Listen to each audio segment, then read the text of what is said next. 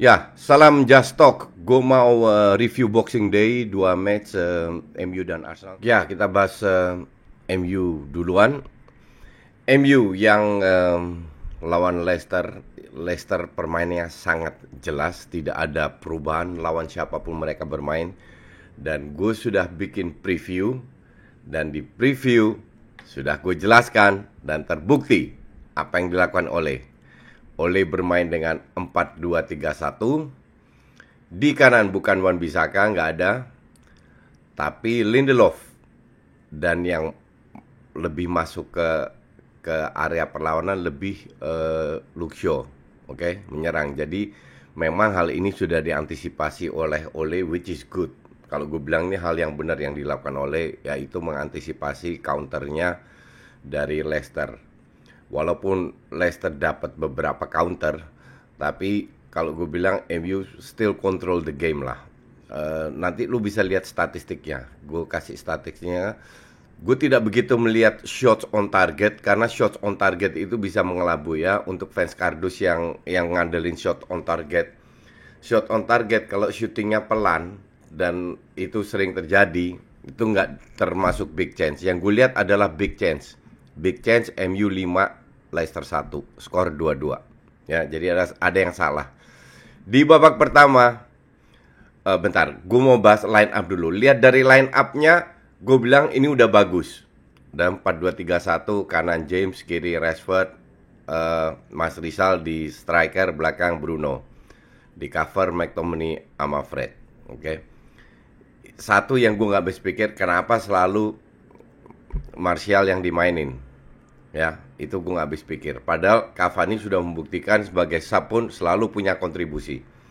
Dan terbukti 75 menit Martial kontribusinya jauh lebih sedikit daripada Cavani yang baru 5 menit sudah kasih assist ke Bruno. Dia masuk sudah dapat bola di pojok corner situ. Ya. Terus jadi di atas kertas tidak banyak yang berubah.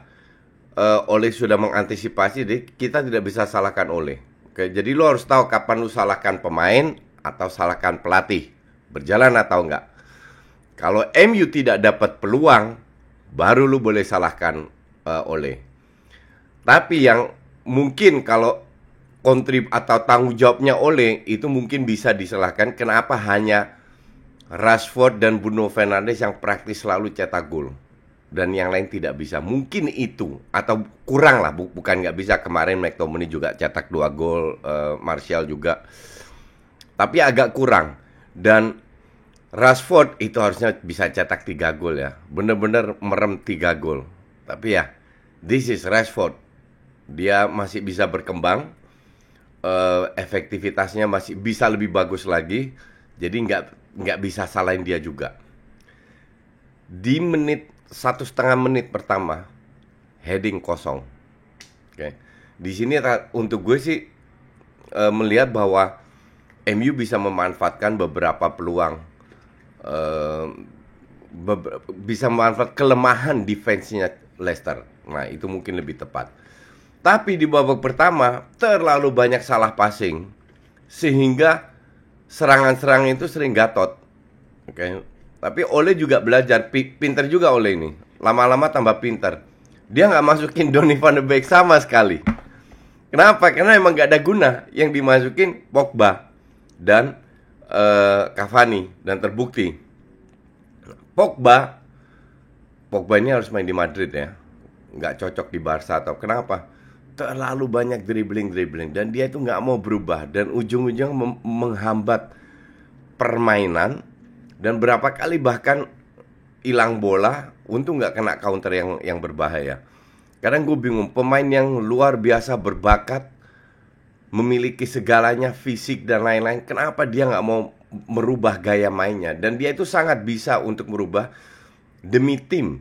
Jadi bermain lebih fluid lagi, sekali 2 kali sentuh, cari posisi passing, cari posisi minta bola. Ini yang dibutuhkan MU-nya Ole, bukan dribbling nggak jelas gitu. Tapi beruntung ada Cavani. Jadi babak kedua dimulai pun nggak terlalu spektakuler. secara overall Leicester menguasai pertandingan dalam arti ball possession, passing, tapi MU pintar memanfaatkan celah.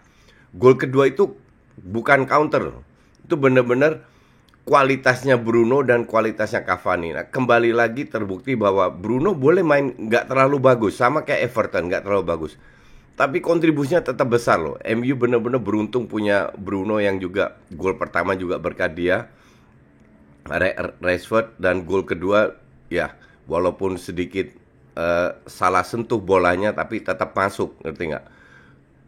Asisnya dari Cavani. Dari sisi itu sih nggak masalah. Cuman kembali sebenarnya kalau gue bilang 2-1 itu MU semua under control loh. MU mengontrol pertandingan. Nggak ada peluang bahaya atau bla bla atau diserang bertubi-tubi, nggak, sama sekali nggak. Tapi kalau back lu lawak kayak gitu mau gimana lagi? Puyeng juga kan. Masalahnya sekarang ini yang gua agak bingung. Kalau lu bermain zona 3 di belakang, lawan lu cuman 1 Vardy, apakah ya lu harus zona? Ngerti nggak? Kalau gue bilang, dan ini kendala banyak tim ya, dapat striker yang cepet, yang bisa antisipasi, itu nggak perlu zona, kecuali ada 2-3 orang di sini. Ngerti nggak? Baru lu cover zona. Zona itu kan di cover untuk kalau lawannya lebih banyak. Tapi kalau lawannya cuma 1, kenapa lu nggak cover man to man? 2 lainnya zona, 1-nya man to man. Itu yang ini berkali-kali terjadi di belakang. Bukan sama MU aja ya, banyak klub di belakang lawan 1 orang masih cover zona. Vardy itu berdiri di antara Lindelof dan Tuan CB. Dikasih passing walaupun itu sedikit deflect atau apa. Tapi kalau itu peluang besar. Dan beruntung Leicester dapat gol. Kalau gue bilang MU kehilangan 1 poin. Nah, ini ada beberapa poin yang harus dipelajari oleh Ole, tapi gue tidak bisa salahkan Ole. Hanya mungkin Ole harus beli pemain yang bisa cetak gol aja, nggak tergantung oleh Rashford sama Bruno. Oke? Ya, sekarang bahas Arsenal. Apakah gue puas dengan 3-0? Sangat puas. Apakah gue puas dengan permainannya? Sama sekali tidak. Masih jauh dari ekspektasi gue. Tapi gue juga harus realistis bahwa dengan kualitas yang dimiliki oleh Arsenal, itu butuh waktu. Oke? Minimal ada progres. Dan musim ini Arteta itu kan kelihatan progres musim lalu. Sampai dapat dua trofi Piala Ciki. Nah, ekspektasi semua orang kan pasti lebih meningkat karena udah dapat pemain yang dia inginkan. Ternyata ngedrop banget, bukan dari sisi skor aja, tapi juga dari sisi permainan. Nah, kalau kita bahas permainan, gue selalu bahas permainan bukan skor. Kita bahas permainan, Arsenal jauh lebih bagus, ya.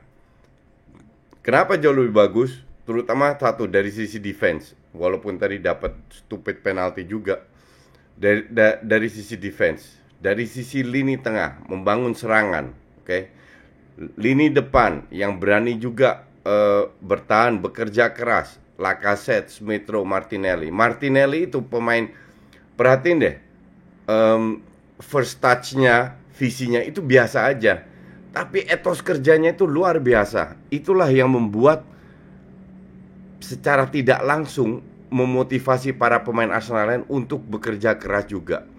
Smith Rowe so-so juga, tapi somehow dengan pemain muda ini, dengan Bukayo Saka yang apa namanya, tiga-tiga yang bekerja sangat keras, secara tidak langsung itu ketarik.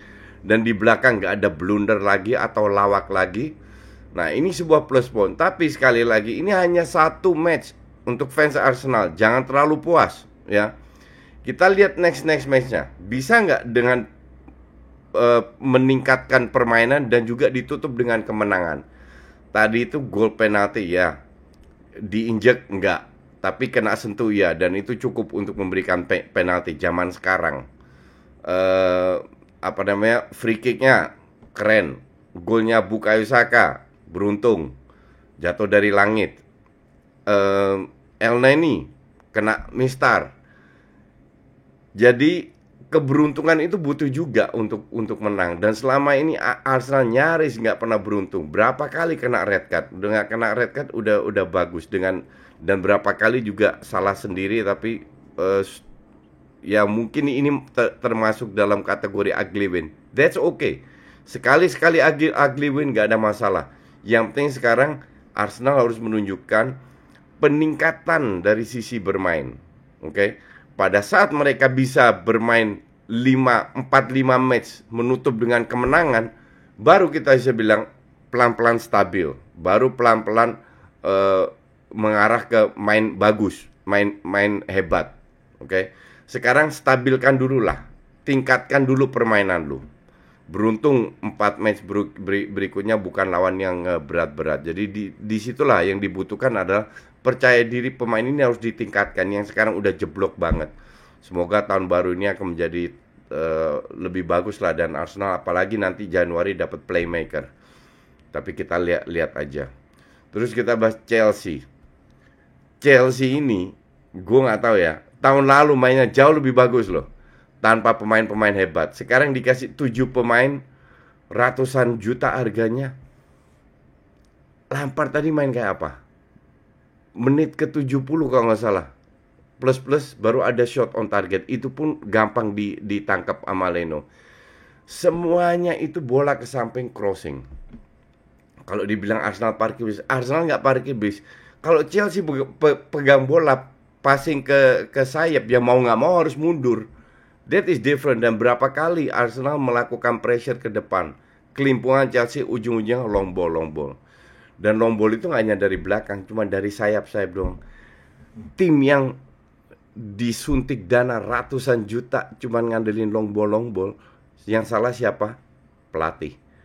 Berkali-kali gue udah bilang Arteta ini, Lampard ini seringkali salah memasukkan pemain kayak Reece James. Gue nggak ngelihat Chilwell lebih hebat daripada Alonso. Kalau Reece James jelas di bawah Aspi, itu jelas banget. Terus Werner itu kan bukan sayap gitu loh. Kalau lu mau main sayap, tarik Pulisic, si Pulisic di kiri dan Odoi di kanan atau Chilwell, kenapa nggak masukin Giroud yang lebih kuat dengan bola atas daripada Tammy Abraham? Nggak paham. Pulisic itu punya skill, semua orang tahu, dan gue berkali-kali bilang, tapi timingnya salah dan areanya salah. Harusnya dia dribblingnya itu atau skill individu dari sayap, sehingga berbahaya di depan gawang dan lini kedua. Ini malah dari tengah. Sekali mungkin bahaya, atau mungkin 2 kali, nggak lebih dari itu. Jadi gue ngelihat nggak ada sistemnya. Babak pertama terlalu banyak dribbling nggak jelas ini. Kalau Lampard main kayak begini terus, gue nggak yakin Chelsea bisa masuk 4 besar dengan kualitas yang mereka miliki. Ini harus ada berubah, terutama dari sisi permainan. Lebih banyak kombinasi, bukan terlalu banyak dribbling. Kovacic dimainin berkali-kali, gue itu nggak pernah lihat Kovacic main bagus atau jarang banget. Terlalu banyak dribbling itu boleh, tapi areanya kapan? Dribbling itu lu masuk, lu tutup dengan end passing atau finishing, bukan dribbling dengan dribbling ujungnya lu passing lagi. Tapi ya sudahlah, kita lihat. Kalau gue bilang sih Chelsea ini butuh waktu lagi untuk terutama Lampard harus mengkoreksi diri, menerapkan sebuah sistem, dan gue nggak yakin Lampard bisa. Kalau lihat pilihan pemain itu sangat pro Inggris, semua Inggris diutamakan. Gayanya itu lama-lama juga kayak pada saat nggak ada Ziyech, gayanya gaya Inggris, long ball, crossing. Good luck aja kalau gitu. Thanks for watching.